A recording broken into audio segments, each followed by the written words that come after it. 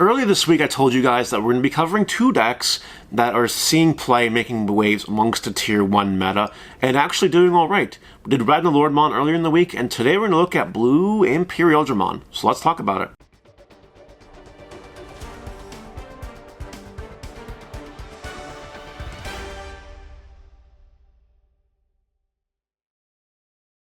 Blue Imperialdramon is like playing Green-Blue Rookie Champion Rush, only instead of just leaving a champion and leaving it at that, you just want to try to build up to your Mega here, Imperialdramon, and just do a whole bunch of damage. But it does work very similar to Rookie Champion Rush.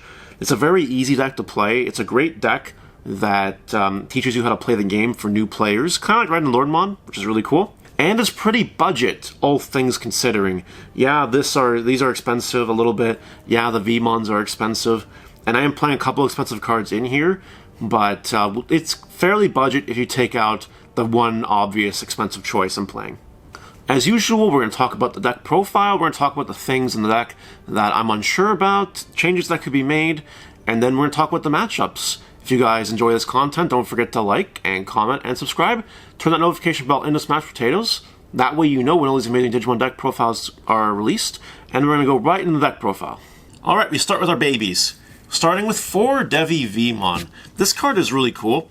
It's inheritable as once per turn. When you attack with jamming, you draw 1 card. That's really good, because a lot of your deck has jamming. So you're going to be drawing very often. Our 5th one is an Upamon. You draw when attacking once per turn if they control something with no Digivolution sources. You're likely to get this off more than this, because this is controllable, this is not. So we play 4 of this and 1 of this. But you're drawing cards, and that's really good. That's what these are for. So we're playing 16 level 3s in this deck, because this deck is kind of aggressive in the Rookie Champion area. Not like Rookie Champion Rush, but it can be that if you needed to. Starting things off with the jamming Vmon, broken. Next we're playing 4 of this Vmon. This Vmon has a once per turn. When it becomes unsuspended, you draw a card. Your stuff will be becoming unsuspended more than you think when you get into the later game with your higher evolutions.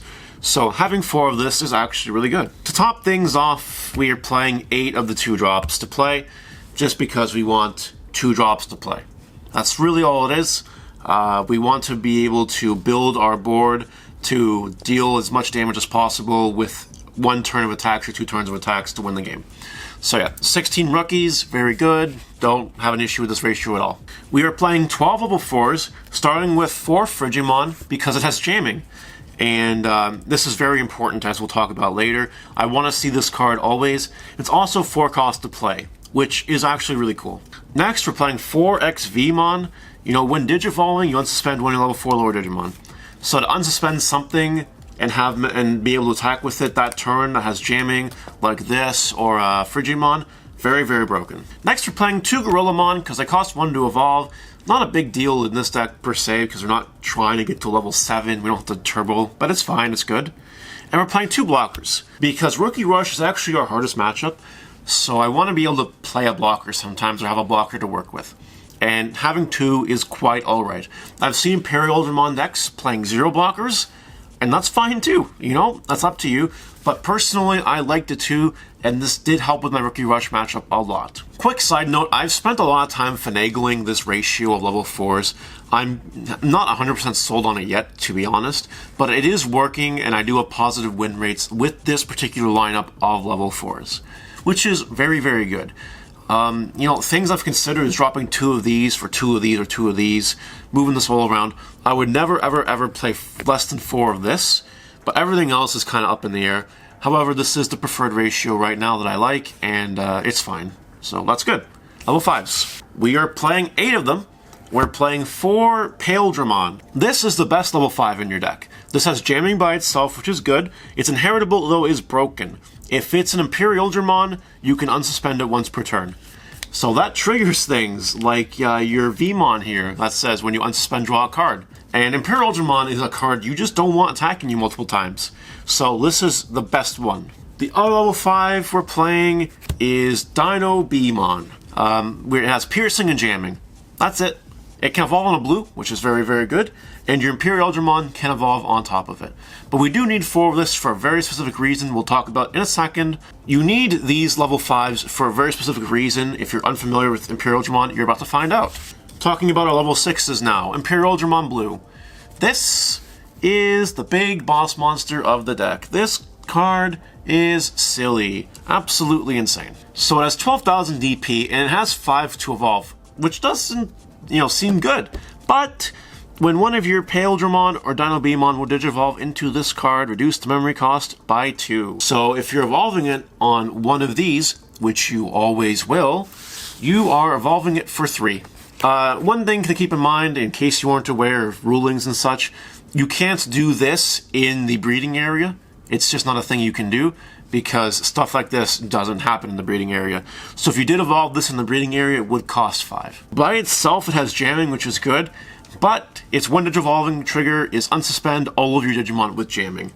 So ideally, what you want to do here is you attack with one of your level 5s or whatever to get the jamming damage right away, which is good. And then ideally, you're going to attack with 1 or 2 more of your jammers. So you'll attack with a Frigimon maybe, or you'll attack with the Vmon that has jamming. And then you have your Imperialdramon evolve, and then it's just like boom, boom, boom. They're standing, they can all attack with jamming again, and you can attack with this one, and if it's Imperialdramon, you can attack again. So that's crazy. Once you pull off the Wombo combo like this, the only real things that can stop you are things like Positron Laser, Gaia Force onto this would be annoying before it evolves, and just random stuff like that. And once it gets going, though, it's very hard to stop. And that's the main gimmick of the deck, and it does really well. Next, we're playing 2 Puppetmons. I was playing 3. I hate how I even tried 4 once, but that was way too much, in my opinion. I think 2 is the perfect number, because Rookie Rush, while it's a problem, it is a manageable problem. And this is good to have against other matchups, but isn't super mandatory either. So 2 is a perfect number. If you're a Rookie Rush player or any other opponent just attacks with everything, you can punish them with a Puppetmon. And that's kind of why it's there. It can evolve if you need to, sure, on top of your Dinobemon, this guy. But you will. I don't think you'll ever do that. I've never done that. So 2 is fine. Our last level 6 is a Bancho Stingmon, just to make our Omnimon matchup a little better. It can only evolve in Dinobemon. Important, because it's green. When you attack that big Digimon, it already has piercing, and it gives you 2 extra security checks. Plus it gets 7,000 power, which is nuts. So that's why I play it, and it punishes Omnimon players. That's it. That's all I gotta say. Anyway, 7 level 6s. That's good. We're playing 1 Omnimon. Just 1, because it's good. Because you can evolve on top of your Imperialdramon if you don't kill them on a turn, and you can severely just put yourself in a very, very good board state with Omnimon. Just killing something, or multiple somethings. That's what it kind of does. And it can also attack twice, returning Imperialdramon to your hand. So that's really good. It's a win more card. I've resolved it sometimes for the sake of winning the game, but sometimes I've evolved for the flex, and sometimes I haven't even evolved into it because I didn't need to. So take that with you well. It's a pretty budget deck if you don't play Omnimon, and you don't really need Omnimon. So just keep that in mind. To wrap things up, we're playing 4 Hammer Spark because it's broken. Just being able to give yourself memory to not end your turn or end your opponent's turn. That's Hammer Spark. The final 2 cards are Davis Motomiyas. Now, a fun fact, and this is good for the budget players, originally this Omnimon was a 3rd one, because I didn't think Omnimon was super necessary, but I had it, I wanted to try it out, and the only thing I wanted to really cut, because I like the Digimon ratios as is, was, the 3rd Davis for an Omnimon. But, these are interchangeable. If you can't afford an Omnimon, or don't have an Omnimon, and you want to build this deck for around $100, or maybe, $120, whatever, this could be a 3rd Davis, and that's okay. Why is Davis so good? Well, you start your turn off with 3 memory, and when you play it, you reel top 3 cards of your deck, and you add a blue and a green. So you're playing a lot of green cards and blue cards. Mostly blue, but you can add anything blue, and you can add your Puppetmon, your Bancho Stingmon, your Dinobemon, and that's cool too. So it's just a consistency card, that's all it does, and gives you 3 memory. Really good.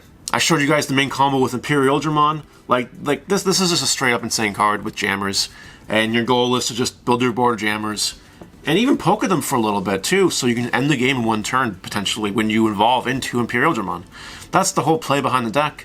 It's good at what it does, and with that, let's just talk about the matchups and end this video.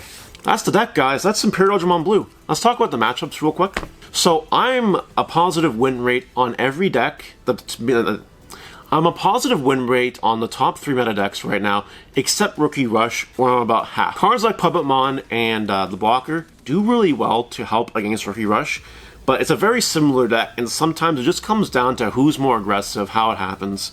Sometimes there's nothing I can do about it. Sometimes I just lose the game because the opponent draws better and I didn't draw as well. And there's really nothing you can do about that sometimes. You could always try to play better. That is a thing you can do. But that is the hardest matchup.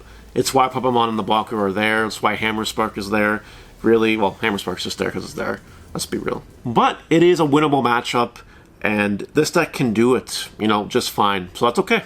How you beat Rookie Rush is you just aggro them right back, preferably with jammers. That way you can't risk losing it to security.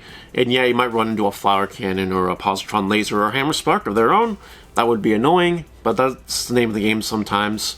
Alternatively, you can try to build up for one big push with Imperialdramon, but that does lose to a Positron Laser. So just keep that in mind. Shinegreymon pretty easy. I'm not going to lie. It's actually a really easy matchup. You don't attack them. Maybe attack them once, but again, they can play Lotmon or something to maneuver their security around, so they have 3, which is the magic number. Ideally, you want to try to take them out in one turn. Just build your resources. Try to build things with like 5,000 DP or more if you can. Not always possible, but try your best. You know, they'll have to hard play Tamers and get their stack up there just to try to, you know, do something. So if you can build a significant board of jammers and kill them in one turn, that's the best way to do it. Finally, Red Omnimon, really similar. Just try to kill them fast. Yeah, you'll lose to Gaia Force, and if you try to evolve things, it might lose to Blitz Greymon or Omnimon. The kind of rationale I like in this is you just keep your Imperialdramon stack in the security until you have a couple jammers on the field and Imperialdramon in your hand with a level 5 or whatever. And when you can make that Imperialdramon turn happen, just do it. Until then, I wouldn't risk too many resources on the board, because it can lose to Alteras and Volcandramon. That's it. That's all I got for this. I hope you guys enjoyed the deck profile. Hopefully you guys give it a shot, and we'll see you guys later. Take care.